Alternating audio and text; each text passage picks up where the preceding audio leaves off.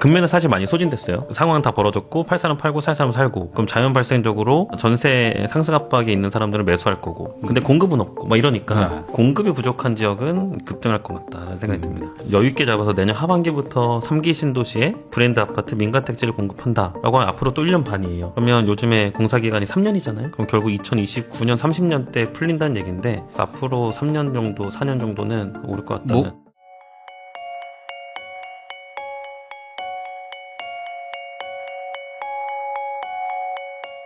안녕하세요. 부익남TV의 부익남입니다. 오늘은 청약 전문가 원룡이님 모시고 최근 부동산 시장에 대해서 다양한 이야기 한번 나눠보도록 하겠습니다. 원룡이님 안녕하세요. 안녕하세요.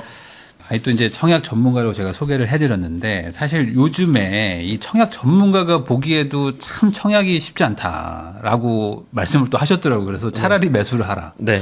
이게 진짜 현실인지 한번 좀 설명부터 해주시면 좋을 것 같습니다. 이 얘기를 최근에 한 게 아니라 6년 전부터 했습니다. 2021년 사전청약 얘기 나올 때 기억하시잖아요. 그리고 민간택지 분양가 상한제, 그게 2000년도 8월, 9월부터 적용되다 보니까, 그러면 그때 이후로는 그냥 점수 안 되면 사라거든요. 6년째. 그러니까 지금도 오늘 상담을 한 건 하고 왔는데 사셔라. 청약 포기하고 사셔라라고 했습니다. 아, 그래요? 네. 근데 이제 청약을 노리는 분들 입장에서는 사실 뭐 어떤 로또 청약 한 방이 또 있다 보니까 이제 포기를 못 하시는 것도 있는데, 그러니까 현실적으로 당첨 확률을 고려했을 때는 의미가 없다, 이런 의미인가요? 맞습니다. 본인의 이제 그 지역마다의 편차가 크는데, 예를 들어 서울에서 64점 미만은 현실적으로 돈 되는 단지에 당첨될 가능성이 많이 없어요. 비싸게 주고 분양받는 거는 괜찮은데 뭐 컷이 50점, 40점 나오니까요. 근데 오랫동안 무주택을 유지하면서 64점을 유지했는데 이걸 가지고 계속 청약을 도전한다? 그러니까 배경들이 우리가 다 알고 있는 상황들이 비싸고 싸면은 당첨 안 되고, 알면 빨리빨리 그 객관화를 해서 매수로 돌리자 이러고 있습니다. 차라리 그게 나을 수 있다. 네. 근데 사실 대다수의 분들은 여전히 청약을 뭐 막연하게라도 먼저 기다리고 있고, 그럼 언젠가 되겠지라고 생각하는데, 기다리는 시간과 당첨 확률을 고려하면 그냥 차라리 사는 게 지금은 낫다. 맞습니다. 이렇게 정리하면 되는 거죠. 그리고 이제 요 디테일하게 또 들어가면 내가 무주택자가 될 수도 있어요. 주택을 갖고 있는데 이런 뭐 출산 특례나 비아파트 기준. 그래서 공부를 한번 해보고 청약이 이리저리 살펴봐도 도저히 안 될 것 같다라고 하면 그때는 포기하시는 게 당연히 맞고, 은근히 청약 포기자로 생각했는데 갑자기 고스펙자가 나타나는 경우도 있습니다. 어떤 케이스가 그래요? 예를 들면 그냥 서울에 공시가격 5억 이하 3룸 빌라를 살고 있었는데, 그게 이제 작년에 비아파트 기준이 높아지면서 평생 주택을 갖고 있다고 생각했지만 무주택으로 인정받으면서 32점에서 갑자기 37점에서 69점이 돼버렸어요. 이런 분들은 알고 있어야 되겠죠. 완전 고스펙이네. 그러면 강남권도 도전해볼 만한 곳이라 유지하시고, 또는 자녀가 있어요. 한번 신혼특공으로 당첨된 적이 있어요. 근데 자녀가 또 생겼네요. 출산 특례, 다자녀 특공 가능하고 신혼특공 부활 가능합니다. 그러니까 이런 것들을 잘 판단하시고, 소득도 낮으면 당첨 확률이 높거든요. 그런 분들은 알고 대응하는 건 괜찮아요. 근데 이제 문제가 또 하나, 요즘에 이제 현금 부자들만 청약 받을 수 있다, 뭐 이런 얘기들도 있지 않습니까? 그러면 결국에 가점이 높은데 또 현금도 많아야 돼. 이런 그 소득과 또 제한을 뚫고도 순자산이 많아야 되는, 이게 현실적으로 이제 가능한가 이게? 그래서 사람들이 눈높이를 낮춥니다. 예를 들어 이제 전용 8사 기준 18억 동네는 5구 13억 이렇게 하거든요. 그러면 34평을 받다가 돈에 맞춰가지고 25평을 보거나, 아니면 더 낮춰서 21평을 보거나, 그 안에서 움직이는 판단은 괜찮아 보여요.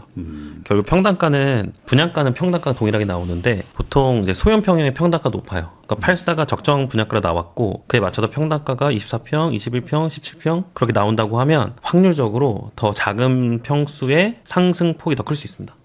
그걸 알고 점수에 맞춰서 자금에 맞춰서 한다. 그럼 땡큐. 요즘에 33평하고 25평이 역으로 이제 막 붙으니까 거꾸로 25평을 하는 게 뭐 길게 봐서 준공하고 나을 수도 있다, 뭐 이런 의미일까요? 그렇죠. 그 서울에 보면 8사 대비 5구가 90% 이상 가격대도 많더라고요. 근데 평당 따지면 분양에서는 70% 가격대 분양하다 보니까 그 차이를 먹고 가는 거는 그냥 차익 매매다, 주식으로 따지면. 사실상 뭐 같은 값은 아니다, 지나고 나서 보면. 방금 아까 이제 한 64점, 뭐 60점대 후반이어야지 좀 고스펙이라고 말씀해 주셨는데, 이제 처음 보시는 분들도 있고 하니까 64점 정도면 어떤 수준이어야 그 점수에 도달하는지를 설명 한번 해주시면 좋을 것 같아요. 네, 짧게 설명드릴게요. 무주택 기간 15년 유지, 혼인신고로부터 15년이거나 아니면 싱글이다, 만 30세부터 15년 이상. 한 45은 돼야 되는 거네요. 그렇죠. 네. 그리고 부양가족이 2명 있어야 됩니다. 그럼 부양가족 점수 이제 15점 가져가서 그리고 청약통장 가입 기간이 15년 지나면 17점으로 만점이에요. 그러니까 3개 항목을 더하면 딱 64점이 나옵니다. 네. 그러니까 15년을 무주택, 15년을 청약통장 가입을 유지했다 깔고 변수는 부양가족이에요. 그래서 2인 가족이면 59점 네. 최고점 넘어갈 수 없고요. 1인 가족이면 54점. 그러니까 이 부양가족 수에 따라서 많이 바뀌다 보니까 그 판단을 좀 하셔야 될 것 같습니다. 그럼 아이가 이제 한 명 있는 이제 3인 가족 정도면은 네. 사실상 갈 수 있는 게 이제 60점, 이제 64점.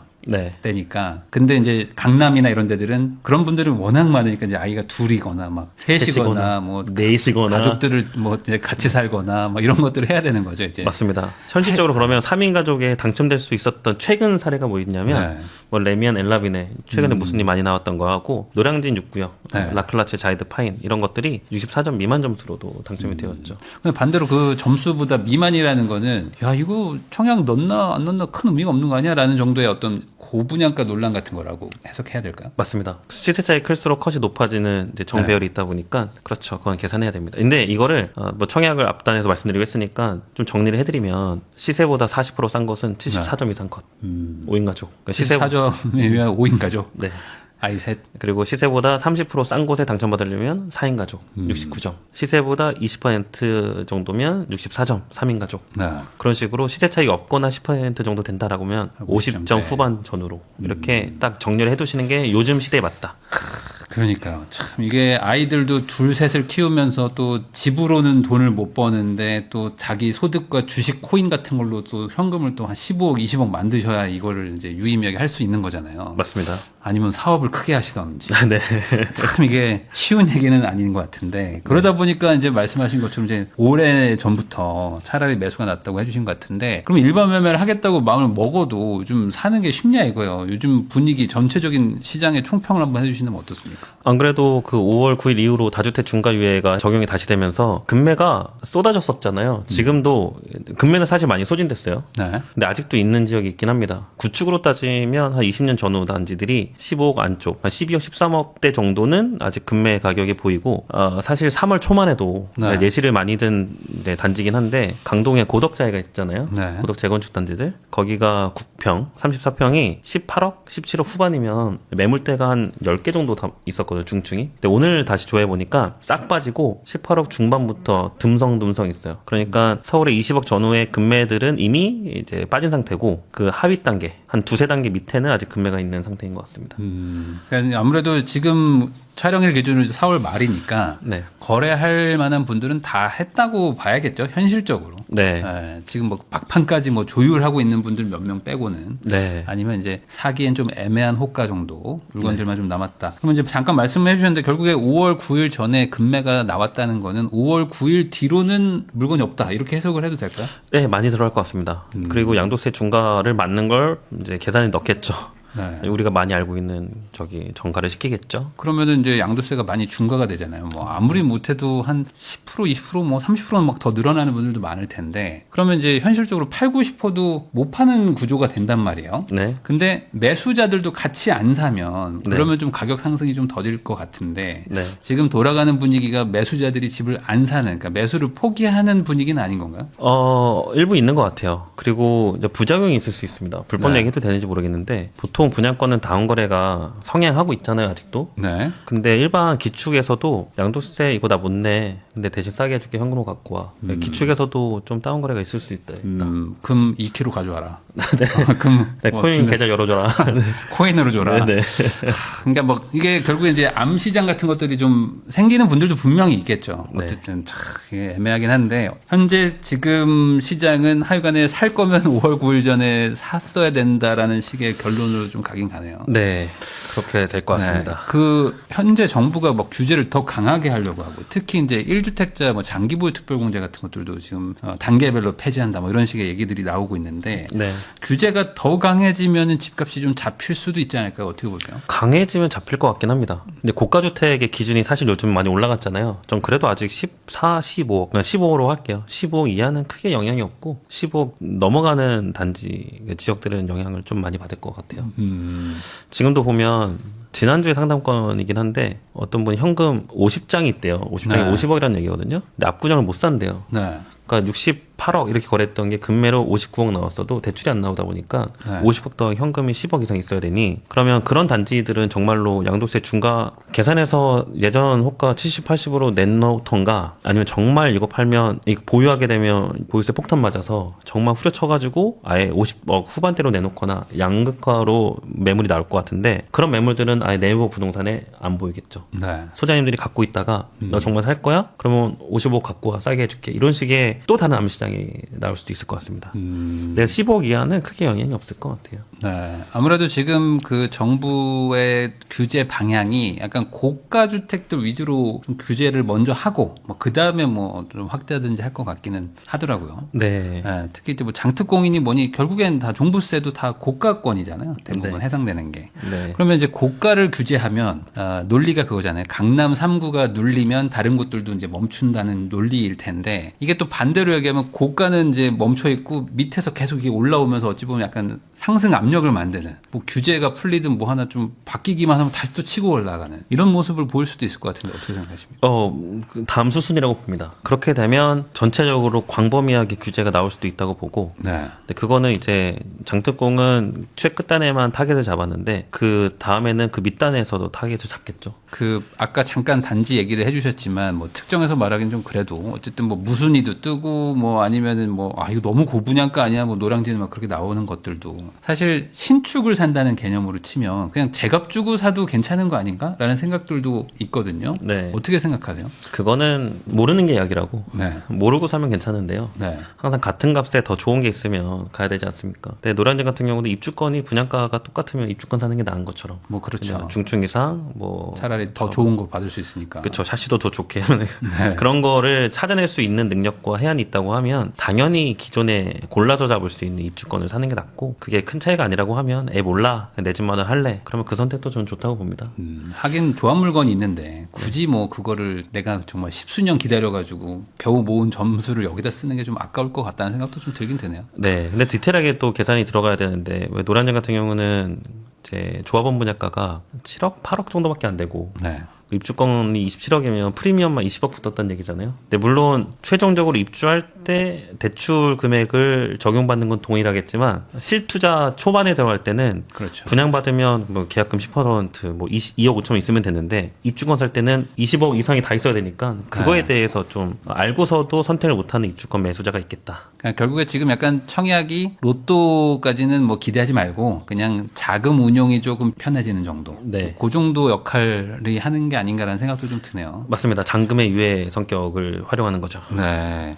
여러모로 청약이 좀 쉽지는 않은 상황이라고 보이긴 하는데, 최근에 서울 분양가가 보니까 한 1년 반 만에 한 30% 정도 올랐다고 하거든요. 네. 그러면은 결국에 이제 분양가 상한제나 뭐 네. 분양가를 막 지금 통제하는 그런 정책들이 결국에 이제 신규 분양이 높아지면 구축들이 따라 올라가니까 이걸 누르겠다라는 그런 취지였는데 이게 실제로 작동한다고 보세요? 어떻게 보세요? 작동한다고 봐요. 분양가를 누르면 아무래도 기축이 좀 덜 올라가나요? 네. 근데 오히려 분상제가 적용되지 않는 지역은 해제가 되다 보니까 오히려 주변 기축을 끌어올리는 역할도 하고요. 그게 대표적으로 노량진 같은 사례가 그렇고 강남은 사실 그 분상제가 적용되어도 이미 또 한 채가 2020년부터 지속되었기 때문에 이런 뭐 분상제 영향보다는 그냥 그 최상급지로 살 사람은 산다 그런 개념으로 받을 것 같아요. 네. 왜냐면 이게 분양가 규제라는 게 어찌 보면 좀 양날의 검 같은 건데 어떤 무주택자분, 당첨된 무주택자한테는 뭐 수십억의 뭐 시세 차익을 줘버리니까 당첨된 분한테 너무 좋은데 반대로 얘기하면 이런 것 때문에 공급이 될 만한 조합도 진행이 지지부진해가지고 안 되는 경우도 있고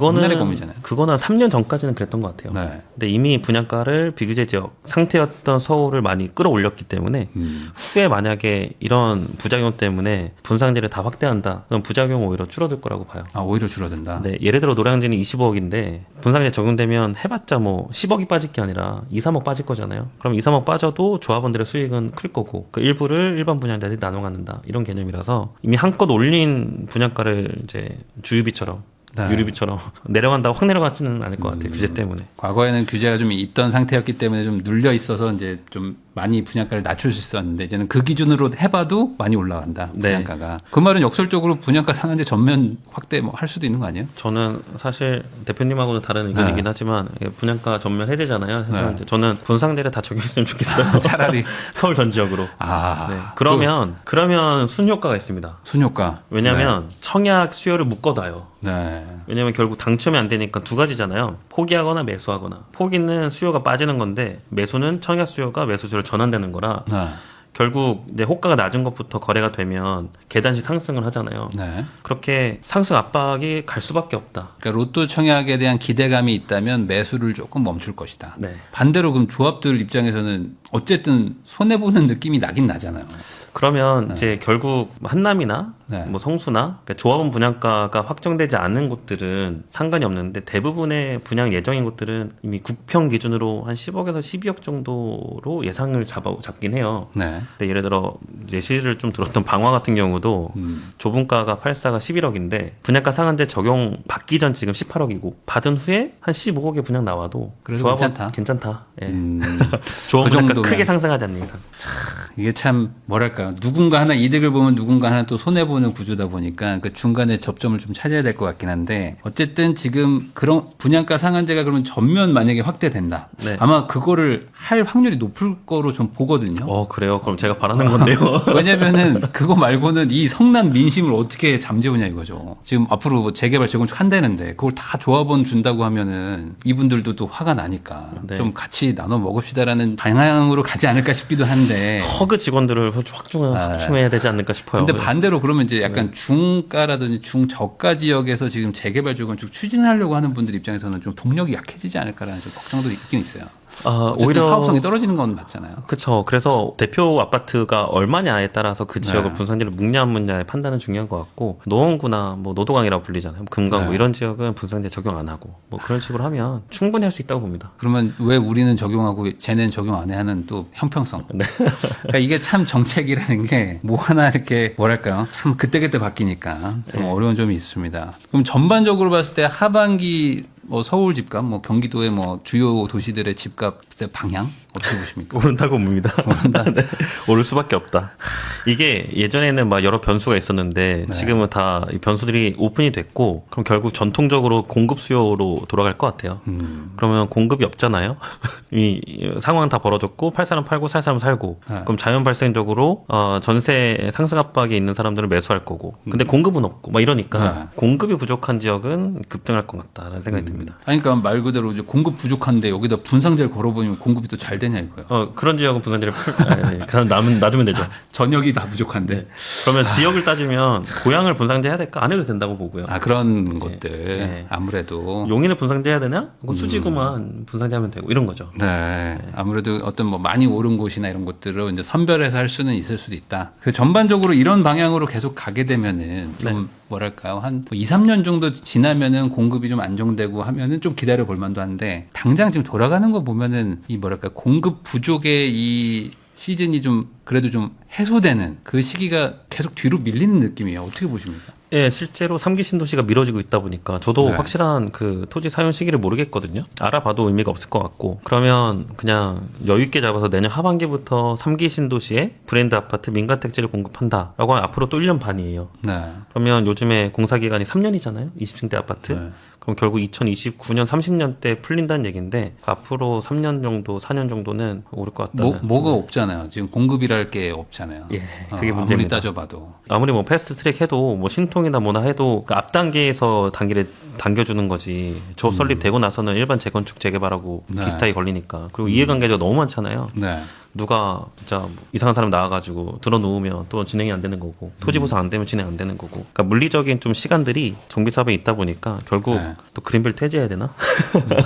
그린벨트를 해제를 해도 지금 네. 청계산 쪽도 작년에 해제한다고 했는데 지금 뭐 진행이 잘 안 되거든요. 그러니까 이게 참 쉽지는 않은데 네. 그러니까 이제 약간 농사 짓듯이 뭐 공급이 많든 적든 항상 공급 계획을 미리미리 좀 대비를 하고 있어야 된다는 생각도 들지만 어쨌든 당장은 과거 한 4, 5년간 한 게 없어서 어쩔 수 없는 약간 보릿고개를 겪는 것 같다라는 네. 생각도 좀 듭니다. 그러면 결국에 지금 청약을 노리고 있는 분들이라면 사라 약간 얘기를 해주셨는데 가점을 기준으로 좀 고민하면 될까요? 가점과 나의 자산을 가지고 청약을 좀 더 기다려야 될지 아니면 지금이라 살지 이걸 결정할까요? 네, 저는 그렇게 봐요. 이게 제가 부동산 공부한 방식이 탑다운 방식이에요. 네. 뭐 용어부터 차근차근 알아간 게 아니라 가격이 그 입지를 나타내는 거니까 대장의 아파트가 어디지? 얼마지? 그게 결국 입지고 가치니까 그렇게 이제 공부하니까 빠르더라고요. 지역에 네. 대한 이해도도 빠르고 그럼 반대로 자금, 대출 가능? 그러면 얼마까지 분양가 커버할 수 있지? 그럼 내가 사는 지역에 이 분양가가 맞아? 맞으면 하고 아니면 다른 지역이나 뭐 다른 구축을 사는 그래서 대출 자금에 따라서 예상되는 분양가는 충분히 지금도 알아볼 수 있거든요. 초보라도. 네. 왜냐면 청약홈만 돌아보면 용인의 분양가 요즘 얼마야? 뭐 수지구는 15억, 처인구는 뭐 7억 이렇게 나오니까 네. 그 지역의 분양가 수준에 맞춰서 그러면 5구 할지 8사 할지 이 작업부터 하게 되면 청약의 판단이 굉장히 하루 만에도 끝납니다. 그럼 내가 지금 될지 안 될지 뭐 가능할지 안 할지를 어느 정도 판단할 수 있는 방법은 분명히 있다. 네. 근데 이제 그러면 반대로 그런 것도 모르시는 분들은 이게 너무 지금 초보자다 보니까 보통 초보자분들이 이제 청약을 관심들을 많이 가지니 그냥 조금 공부가 좀 필요하다 이렇게 결론을 좀 내야 되겠네요. 공부보다는 그냥 지도와 호갱론을 보면 될 것 같습니다. 지도와 호갱론어? 네. 근데 이제 청약 하시는 분들 막 그런 것도 모르시는 너무 모르시는 분들이 많으니까. 예전과는 좀 달라졌어요. 그래도 알고 좀 합니다. 아세요 이제는? 막 재개발도 공부하시고 옵니다. 예. 그런 분들 있잖아요.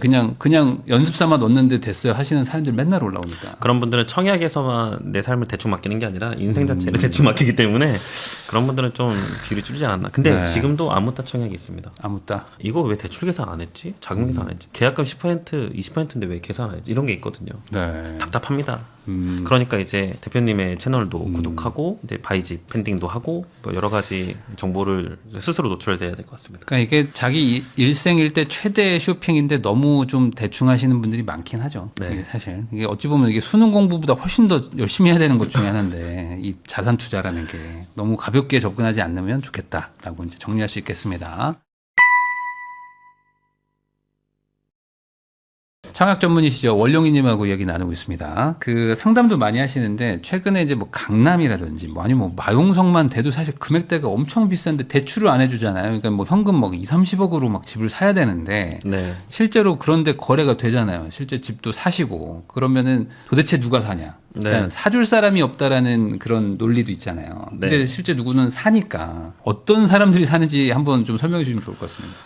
작년부터 상담자들의 직업군과 소득, 자산 수준이 다 달라졌어요. 네. 원래는 한 재작년까지만 해도 대기업 맞벌이 부부가 초고 스펙 정도고 아니면 가끔 이제 전문직 분들 오셨는데 작년부터는 전문직이어도 부부가 부부가 전문지요. 네, 또는 법인 대표, 건물 있는데 집은 없는 분, 이런 분들, 그러니까 말 그대로 20억에서 50억 정도 있는 분들이 오시게 되는 강남 시장이 되었어요. 네, 완전 바뀌긴 바뀌었습니다. 근데 보통 서민 기준이 애매하긴 한데 KB 부동산 부자 보고서 보면 왜 상위 10%가 10억 현금 갖고 있다라고 하잖아요. 네, 10% 10억 갖고 있는 분들이 반포에 청약할 수 있냐? 할 수는 있긴 하더라고요. 근데 이분들의 전략은 이제 잔금을 못 치잖아요. 그러면 뭐 20평형짜리 한 18억 정도 당첨 받아도 현금이 대부분 필요하다 보니까 네. 이걸 아예 주택담보대출 페널티를 3년 안고 가겠다. 네. 전세가 분양가 수준에 비슷하게 올라가니까 그냥 전세 주고 나는 그동안에 월세 준 다음에 페널티 받고 나중에 팔거나 아니면 들어가거나 이런 식으로 하겠다의 전략으로 바뀌었습니다. 그냥 뭐 인생 한 번의 기회를 놓치지 않겠다. 네. 뭐 그렇게 해서 하는 경우들도 있다.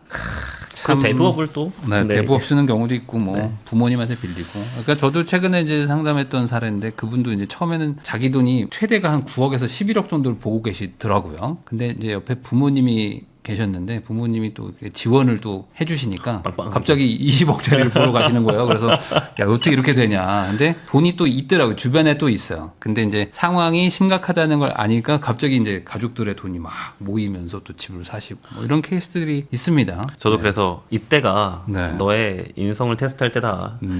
주변에서 얼마나 끌어올 수 있는지. 네. 근데 이거를 또 반대로 얘기하면은 아니 그렇게 막 영혼까지 끌어모아서 집을 사는 거는 잘못됐다라고 말씀하시는 말씀하시는 분들도 많잖아요. 이거는 그럼 어떻게 해야 될까요? 이거 집은 또 없고 사긴 사야 되는데 그렇다고 또 막 가족들 돈 빌려서 산다는 게 또 누군가는 또 나쁘게 생각할 수도 있으니까. 저는 이제 빌려주는 사람보다 이거를 결정하는 사람의 철학이 확실해야 될 것 같아요. 약속을 잘 지키는 사람. 예를 들어 상환을 해야 되잖아요. 언제까지? 제가 만약에 못 먹는 반포를 10억 조달해가지고 어떻게든 등기 쳤어요. 그러면 장기보유 특별공제 다 포기하고 일반 과세 구간 보유 2년 이후에 날짜를 정해서 이때 얼마가 됐든 판다. 그 다음에 빌린 돈은 이자 쳐서 갚고 나머지 금액으로 이제 다운그레이드해서 다 산다. 이런 본인이 확실하게 약속을 지키게 되면 결국 결정부터 매도와 대출 세금까지 첫 시작부터 다 정해놓고 가는 거잖아요. 그러면 문제가 전혀 없다고 봐요.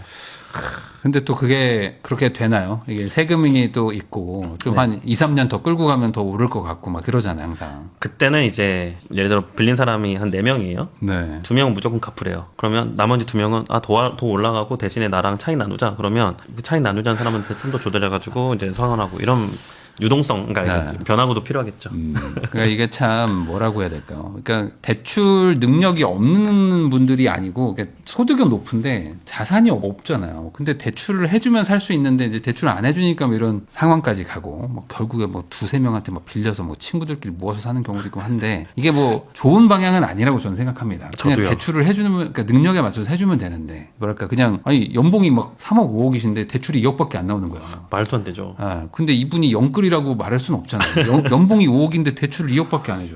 그러니까 이게 뭐지? 라는 생각도 좀 들고 이렇게 계속 규제가 더 강해지는 와중에도 과거에도 보면 집값이 계속 올랐습니다. 그러면은 이 뭐랄까요? 어디선가 돈을 가져오는 이런 분위기가 수그러들지는 않겠죠. 방향이 이게 상승한다고 생각하면 사람들이 어떻게든 돈을 끌어오거든요. 그렇죠. 이거 코스피랑도 연관이 있는 것 같습니다. 네. 예, 어차피 주택 구입 자금을 주식으로도 많이 돌리셨기 때문에 네. 그 자금이 굳이 뭐 증여나 아니 빌려서 하는 것보다도 내가 내 자산 굴려가지고 투입하는 경우도 많다 보니까 그런 이제 조달 능력은 우리나라 사람들은 더 강해졌다고 봐요. 이런 건 어때요? 그러니까 아까 잠깐 뭐 얘기했듯이 막 강남권이나 뭐 아니면 뭐 반포나 뭐 압구정 뭐 한남동 이런 데 같이 가격이 이미 많이 막 올랐어요. 막 초고가 시장은 막 이렇게 차트가 이렇게 올라가고 있잖아요. 이게 투자적으로 좋은 매수냐라고 생각하면 어떻게 보세요? 그때는 저는 그냥 재건축 보자라고 하고 있어요. 네. 예시 하나, 근데 개포 5, 6, 7단지 같은 경우 무조건 이제 입주해야 되잖아요. 근데 뭐 관처 나고 곧 이주 철거예요. 그러면 이거 산다? 근데 40억짜리 반포는 못 샀는데 네. 25억짜리 개포 18평은 살 수 있어요. 그러면 올라간 신축보다도 개발성을 갖고 그 20% 기억하라 그랬잖아요. 그 예상되는 시세보다 20%싼 18평에 27억짜리겠다. 근데 나는 그건 살 수 있는데 40억 못 사. 어떻게든 4인 가족이 비벼서 실거주하고 그때는 물론 학군 다 해야 되겠지만 돈이 버는 게 우선이다. 그리고 개포의 신축이 바뀌는 게 우선이다라고 하면 몇 달 동안만 고생하고 네. 어차피 이주비 대출 받거나 나와서 주변에 월세 살면 되니까 그런 식의 일시적인 불편한 전략도 전 좋아 보여요. 실거주에 의무가 있지만 뭐 참고 조금 하면 그리고 좀 나중에 낫다. 근데 이제 그런 건 이제 재건축 뭐 재개발 개념이라면 그냥 이미 다 지어진 네. 근데 이거 뭐 어떤 기대감 때문에 많이 올라가 있는 뭐 신축급이라든지 뭐 그런 단지들도 많잖아요.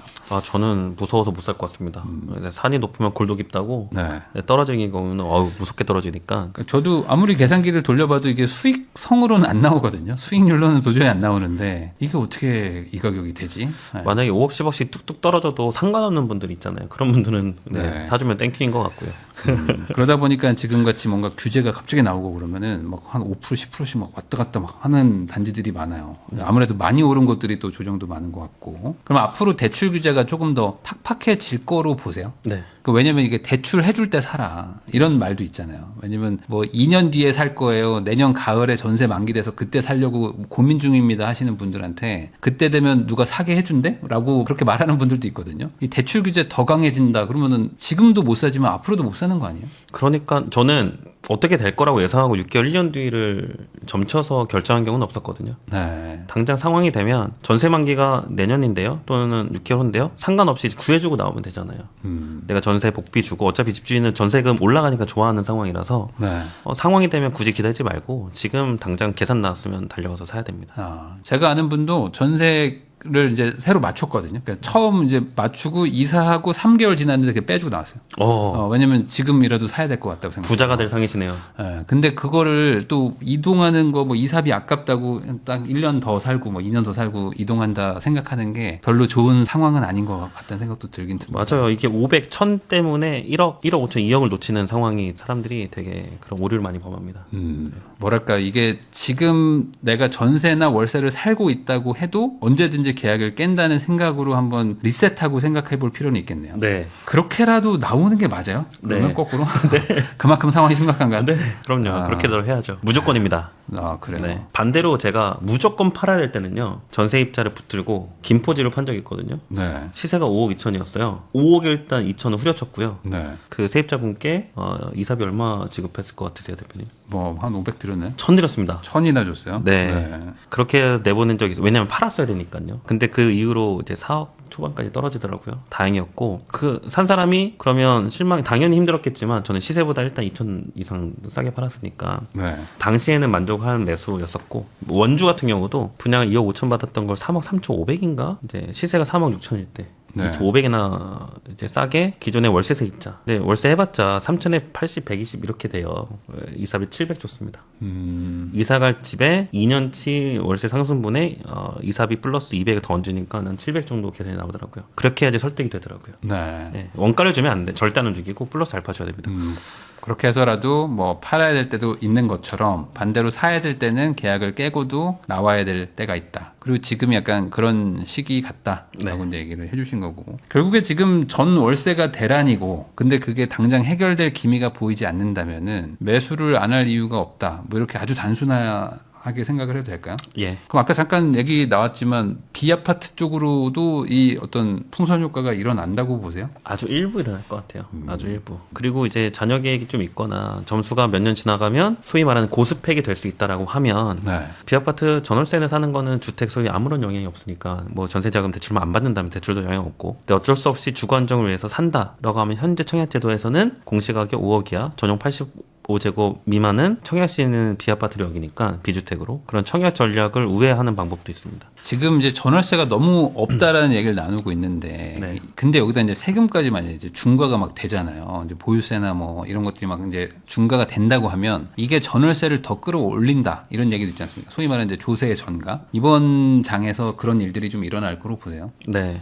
저는 사실 손해봐도 되거든요. 왜냐면 돈이 없을 때도 밥은 제가 사는 주의였어요. 네. 근데 대표님도 그런 분이셨잖아요. 뭐 그랬죠 옛날에. 예. 근데 나와 같이 이제 마음이 넓고 웬만하면 내가 사고 이런 사람들이 없어요. 10명이 1명. 그러니까 이 말은 대부분의 사람은 절대 손해보지 않는 성향이에요. 그러니까 내가 세금을 왜 더 내? 무조건 너가 내야지. 정가하는 성향이 굉장히 셉니다. 그래서 이게 다 반영이 전월세 상승에 된다고 봐요. 최근에 노원에 어떤 집이 하나 나왔는데 올 리모델링 됐고 그리고 이제 뭐 내가 애착이 많은 집이기 때문에 뭐 아이가 있는 집은 안 받고 뭐 이제 30세가 넘은 뭐 신혼부부만 받고 뭐 면접을 볼 것이며 직업을 따지겠다 뭐 이렇게 조건이 붙은 집이 나온 거 제가 봤거든요. 그러니까 이게 이제 갑을 관계가 지금 엄청 심해지는 거잖아요. 이렇게 전세 대란이고 뭐 월세 대란이고 하니까 그러면은 이제 말씀하신 것처럼 그렇게 까탈스럽게도 해도 집을 보러 오는데 당연히 세금이라도 뭐 더 얹으려고 할 것이다 이런 네. 얘기인 거죠. 맞아요. 오히려 반대 입장에서도 요즘 보면 다주택자가 정말 중간 매물 팔려고 기존 세입자를 내보내야 되는데 심지어 빌라 아니면 전세 3억짜리에 요구하는 금액이 천문학적이더라고요. 네. 3천만 원 주세요. 그럼 나갈게요. 이사비를. 그러니까 이게 서로의 갑의 위치가 뭐 집주인이 될 수도 있고 세입자가 될 수 있는데 그 지위를 엄청나게 이용하려는 성향이 되게 세요. 빡빡합니다.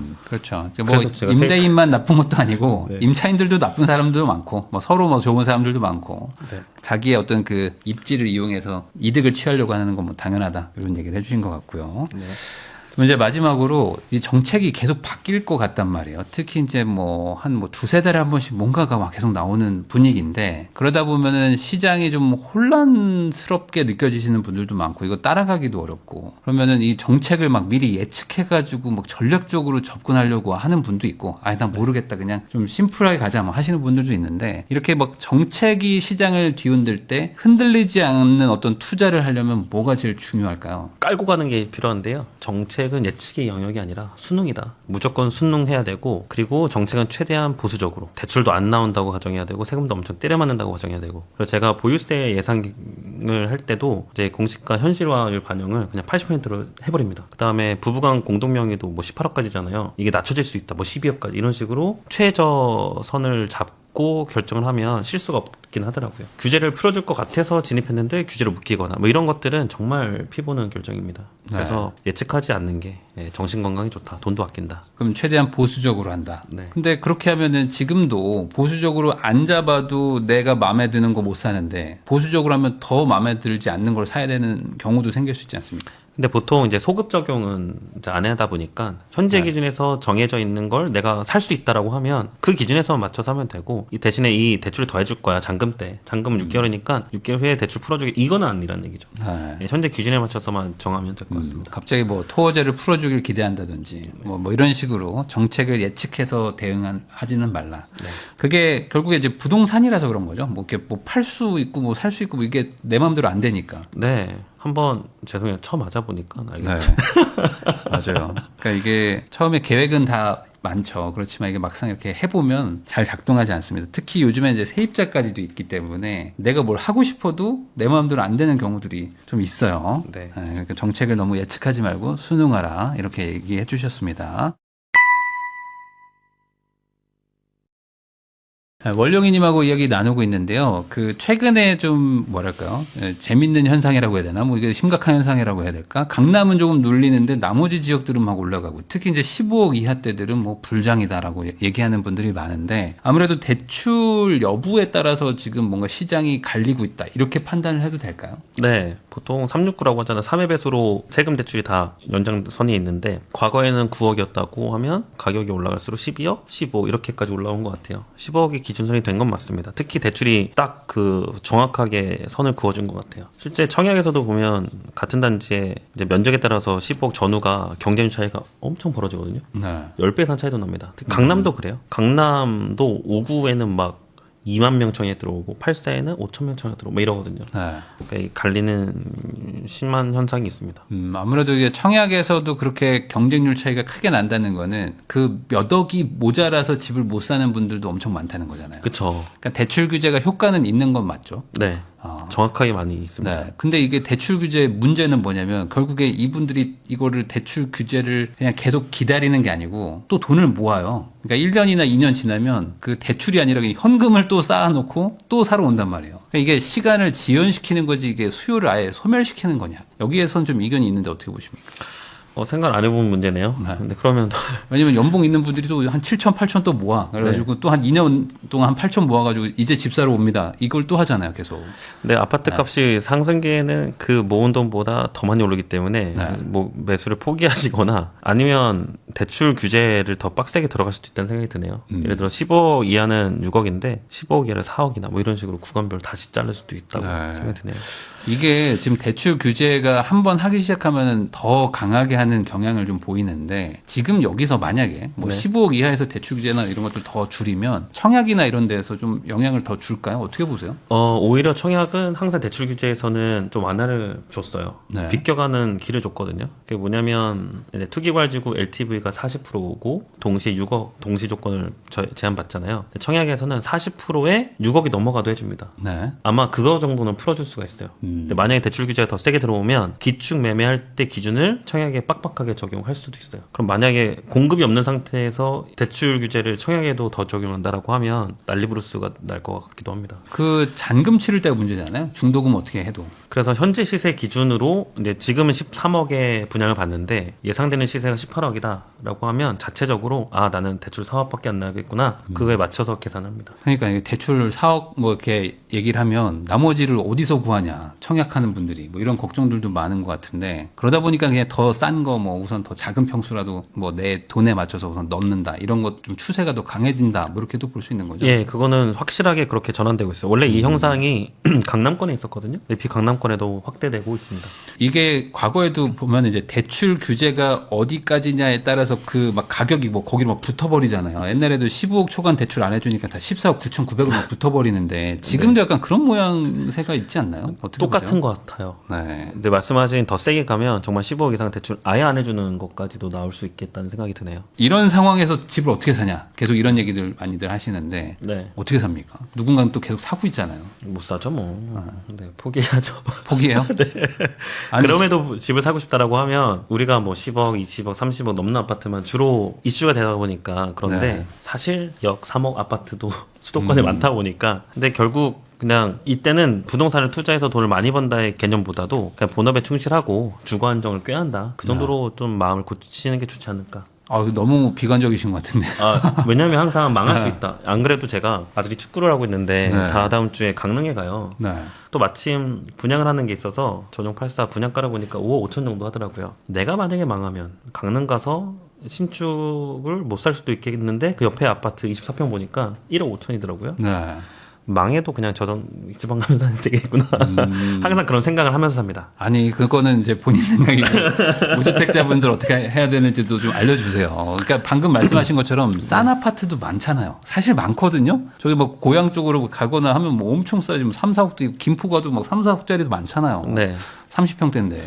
그러면 팁을 알려드릴게요. 네.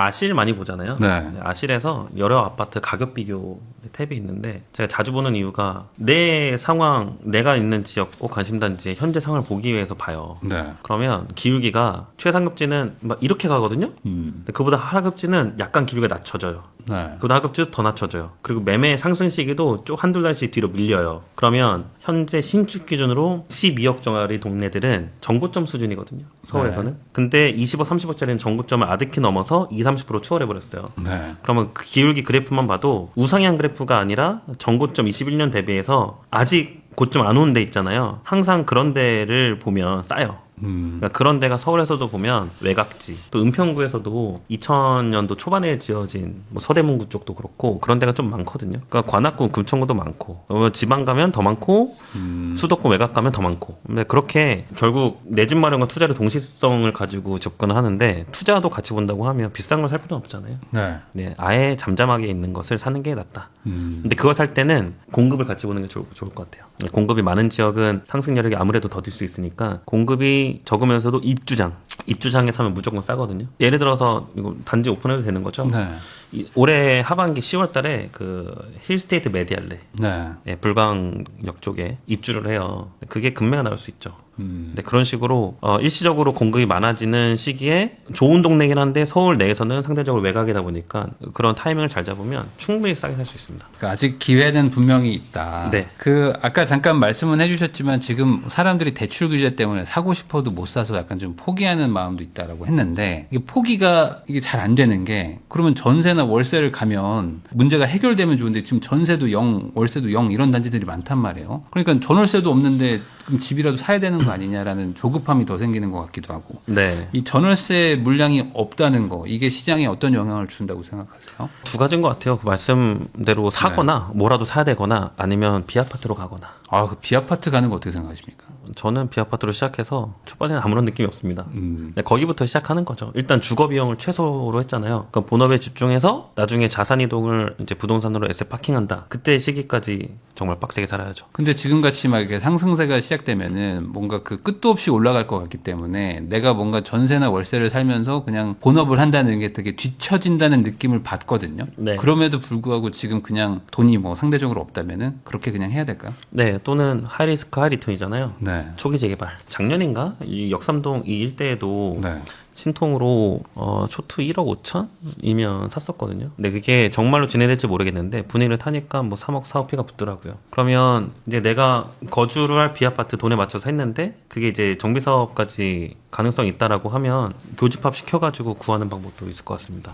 이건 공부가 필요한 영역이에요. 청약은 사실 공부가 많이 필요 없거든요. 네. 정비사업은 공부가 정말 많이 필요한 부분입니다. 그러면 반대로 한번 여쭤보겠습니다. 지금 전월세를 살고 계신 분들 입장에서는 지금 네. 갱신권을 쓸 수 있는 분도 있고 반대로 네. 이제 쓰려고 했는데 뭐 지금 집이 팔렸거나 뭐 정책 때문에 다주택자 물건이 팔려서 무조건 그 다음번 실소유자가 무조건 들어온다. 실거주자가 들어온다는 그런 물건들도 있다 보니까 부득이하게 나가게 되는 경우가 있는데 나가는 분들은 뭐 어떻게 뭐 새로 어떤 사면 되는데 네. 갱신권을 쓸 수 있는 분들 있잖아요. 네. 이런 분들 입장에서는 지금 갱신권을 써야 되냐 아니면은 지금 안 쓰고 나가야 되냐 고민들이 많으실 텐데 이 분위기에서 어떻게 하는 게 좋을까요? 저는 내 집 마련할 생각 있으면 그냥 쓰지 말고 빨리 사라의 주의입니다. 이유도 좀 설명해 주신다면요.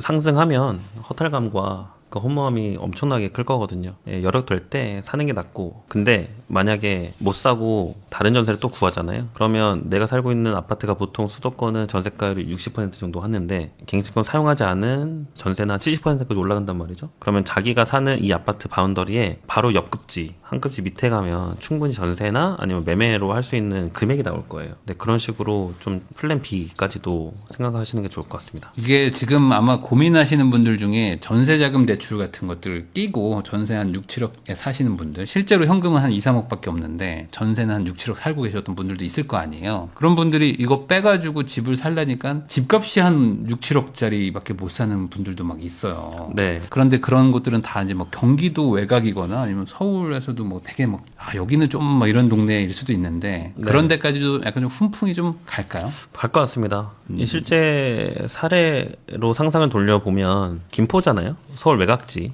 예, 출퇴근 가능한 범위에 있는데 마곡에서 실제로 밀려나신 분들이 많아요. 마곡이 뭐 15억짜리 아파트인데 전세가 7억이다, 8억이다. 근데 전세자금 대출이 한 4억 껴 있고 내 돈 3억 있잖아요. 네. 그럼 3억으로 절대 인수를 못 하니까 그 마곡에서는 그러면 3억 가지고 살 수 있는데 김포 그러면 신축이 6억, 7억 정도 하니까 거기를 사는 방법이 최선인 것 같아요. 그러니까 이제 내 직주 근접과 인프라, 그러니까 생활권의 반경에 따라서 외곽지에 뭔가 있냐 사실 다 있긴 하거든요. 북쪽으로 가면 의정부 양주도 있고, 동쪽으로 가면 뭐 경기도 광주도 있고, 남쪽으로 가면 화성도 있고, 오산도 있고. 예, 네. 그러니까 그런 식으로 밀려날 수밖에 없는 것 같아요. 근데 밀려나서 그게 망한 거냐? 그건 또 아니다. 거의 심기일전하면 된다. 네. 예, 저는 밀려난 상태에서 시작을 했거든요. 네.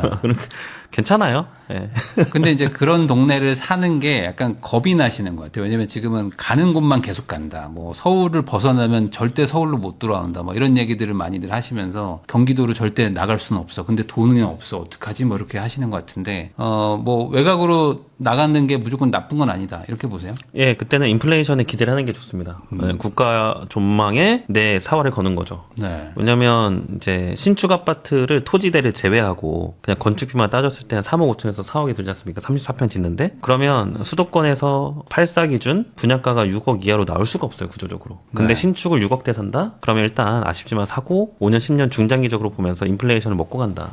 옆에 아파트 분양이 분명 7억, 8억, 9억 이렇게 나올 거니까. 네. 예, 그렇게 인플레이션 먹고 가는 전략도 나쁘지 않은 것 같습니다. 사실 아주 극단적으로 얘기하면은 지금 집값이 안 오르더라도 전월세가 부족해서 막 계속 막 이렇게 떠돌아다니거나 뭐 그렇게 주거의 안정이 좀 흔들리는 것 대비 조금 뭐 멀리는 가더라도 어쨌든 내 집에 사는 거면 훨씬 더 마음은 편하잖아요. 네. 뭐 그런 효과만으로라도 의미가 있다는 생각도 좀 드는데. 예. 그리고 뭐 상급지만 오른 건 아니고 결국 평균의 획이고 만약에 비규제 지역에 어쩌다가 한 자리 마련했는데 또 살다 보면 1년에 뭐 2, 3천씩 뭐 3, 4년 모으면 거의 1억 가까운 돈을 모을 수 있잖아요. 그때는 또 다주택자 규제를 전국으로 확대하진 않을 거니까 비규제 지역 갭투도 하나 해도 되지 않나. 근데 이제 그렇게 얘기하면 너무 난이도가 높아져요, 이제. 그러니까 뭔가 일반적인 사람이 그냥 한 채 하는 거는 뭐 어떻게 하겠는데 막 이거를 저쪽 갔다가 쪼개가지고 돈 모아서 뭐 갭투하고 막 이러면은 물론 성공하면 다행인데 다 타이밍도 맞춰야 되고 거기다 좀 임대차 3법도 있으니까 계획갱신권 쓴다 그러면 또 못 팔면 어떡해요. 그러니까 이런 난이도가 너무 어려우니까 이걸 추천할 만 할까요? 아니, 합니다. 어쩔 수 없죠. 돈에 맞춰가야 되니까. 저희가 바이집이나 이제 그 단지픽 같은 거 할 때도 말씀드려도 되겠죠. 6억 네네. 이하짜리 컨셉도 많이 말씀드리잖아요. 그럼 저는 신축을 좋아해서 신축 위주로 보니까 6억 이하의 서울 출퇴근 가능한 게 어딨냐? 지역으로 다 있죠. 김포, 당연히 다 골드라인 근처에도 있고 인천 검단 신도시에도 있습니다. 저 아라역이나 호수공원역 한 500m 바깥 범위에도 6억대가 충분히 많이 있고요. 그다음 의정부도 많고 양주는 당연히 뭐 4억대, 5억대 많고 그러니까 이게 찾아보면 다 있으니까. 근데 거기에 움직임이 없잖아요. 있습니다. 그 북쪽은 지금 그래도 이 정도 올랐다고 말하기 좀 뭐하잖아요. 가성비로 따지는 거죠. 의정부역 더샵 네. 링크시티라고 분양을 7억에 한 게 있는데 피가 1억이 붙어가지고 8억이 됐습니다. 네. 그러면 계약금 7천, 피 1억 세전으로 뭐 그 정도면 또 괜찮은 거니까. 그 아까 잠깐 말씀해 주셨는데 이제 신축 위주로 보는 게 맞을까요? 돈이 적을수록. 예, 보다가 신축은 근데 24평밖에 안 돼요. 근데 우리 가족은 5인 가족인데 어떡하지? 그러면 연식을 10년, 20년 더 길게 보고 평수를 높이는 방법.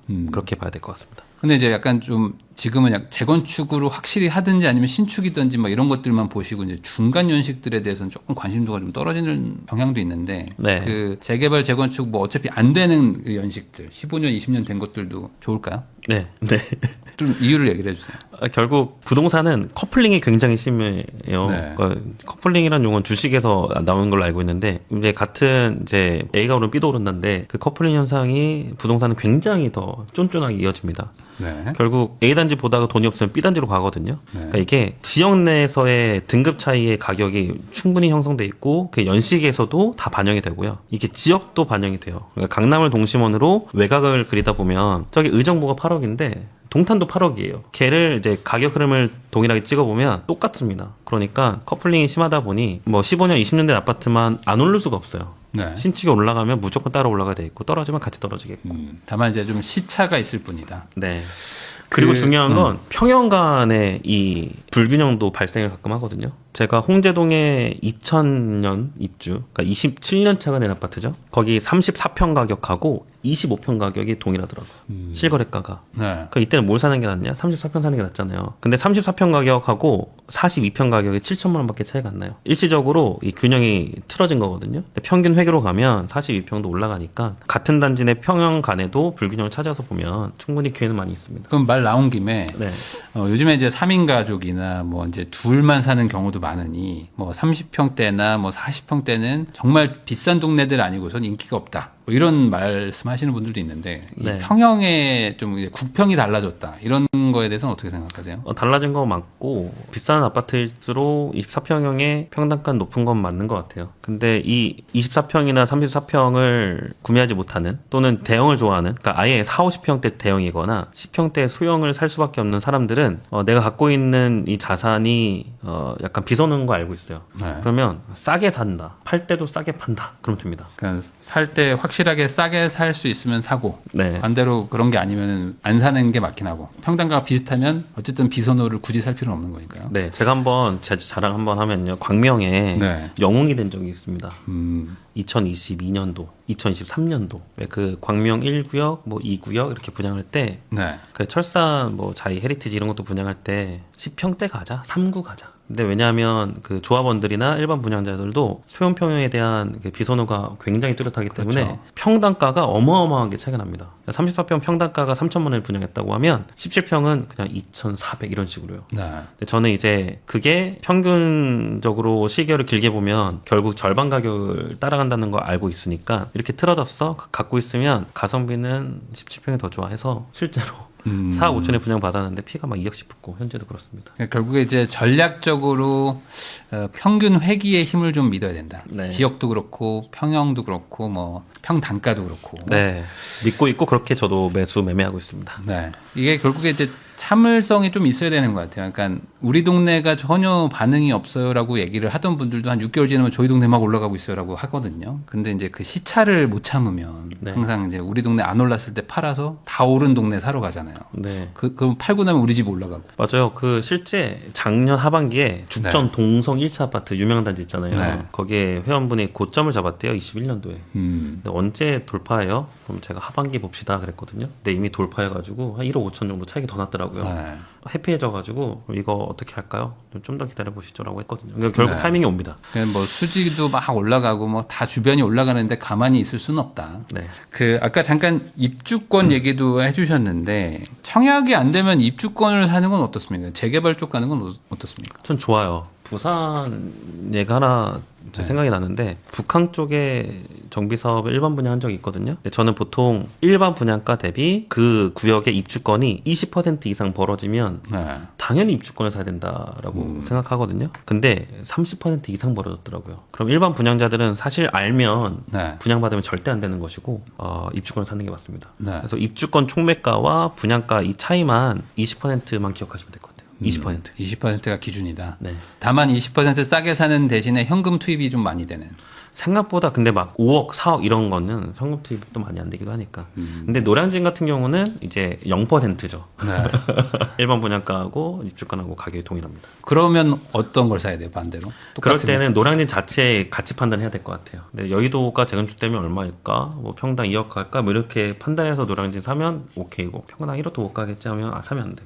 그러면 지금 정부가 공공 분양에 대해서 그런 이제 공공에서 뭔가 공급을 많이 하겠다고 얘기를 하고 있으니 그 공공 분양 쪽을 노려보겠다라고 생각하는 분들도 있을 것 같은데 네. 이 전략은 좀 유의미할까요? 어떻게 보세요? 유의미합니다. 네, 기준을 딱 잡아드릴게요. 2009년도 이전 가입자, 정확하게는 청약저축 가입자. 그러니까 청약통장이 총 4개가 있거든요. 네. 대부분이 종합저축에 가입돼 있어요. 근데 예전 통장이라고 하는 거는 청약예금, 청약부금, 청약저축이 있거든요. 근데 청약저축 가입자는 공공밖에 청약이 안 돼요. 네. 근데 2015년도에 이 가입이 중단됐고 2015년도에는 종합저축도 가입이 가능했었죠. 그러니까 종합하면 2009년 4월 이전에 청약저축 가입자는 물리적으로 종합저축 가입자가 제일 많은 얘네들의 경쟁을 피할 수가 있어요. 네. 그러니까 연식으로 따지면 18년 정도 된 이상 통장은 확실하게 공공 분양에서 우위가 있다. 그럼 이거를 금액으로 따지면 한 2,200, 300 될 거거든요. 네. 그러니까 2천만 원 넘어가면 가능성이 있다. 과천 빼고. 그러면 그렇게 해서 공공 분양을 만약에 넣으면 뭐 네. 그래도 안전마진이 뭐 그래도 괜찮을까요? 괜찮아요. 보통 민간 분양보다 한 10%에서 20% 싸게 분양하더라고요. 그러면 가능합니다. 그럼 반대로 공급이 잘 될까요? 공급은 더 많아질 것 같아요. 특히 이 3기 신도시의 공공 분양 비율이 더 높을 거라고도 예고를 했었어가지고 오히려 민간 분양자 가점으로 당첨돼야 되는 분들이 상대적인 피해죠. 그렇지만 분양 시기하고 분양 강도가 중요한 것 같아요. 어느 지역에 얼마나 때려 넣는가. 지금까지 2021년, 2022년 사전청약 단지가 공공 분양이었거든요. 네. 그걸 한 2, 3년 전부터 계속 본청약으로 공급을 해왔어요. 커트라인을 보면 2,400, 약 20년 된 통장들이 좋은 데는 커트라인이거든요. 그러니까 그게 기준점이 되고 앞으로 공공 분양 3기 신도시에서 한다. 그러면 그 정도 선을 잡고. 그러니까 2009년 이전 통장은 저는 그냥 공공 분양 기다려도 되는데 대신에 이제 민간 분양도 청약할 수 있는 기회가 있으면 좋으니까 네. 전환을 해주거든요. 저축을 원래 종합으로 전환을 안 바꿔줬었어요. 근데 이제 해줍니다. 해서 동시에 준비하는 것도 좋은 방법입니다. 2천만 원 중반대 정도면은 충분히 가능성은 좀 한번 따져볼 만하다. 네.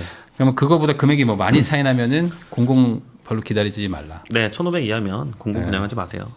그냥 뭐 살아. 지금까지 원룡이님 모시고 부동산 시장의 어떤 전망과 그리고 지금 청약 시장 그리고 차라리 뭐 입주권이라든지 다른 대안들도 있기 때문에 좀 전방위적으로 공부도 해서 접근하라. 그리고 상황이 심각하기 때문에 가능한 한 살 수 있으면 좀 사는 방향으로 얘기를 좀 해주신 것 같은데 요 내용들 참고하셔가지고 좋은 선택들 하시길 바라면서 저도 인사 나누도록 하겠습니다. 오늘 나와주셔서 감사드립니다. 고맙습니다.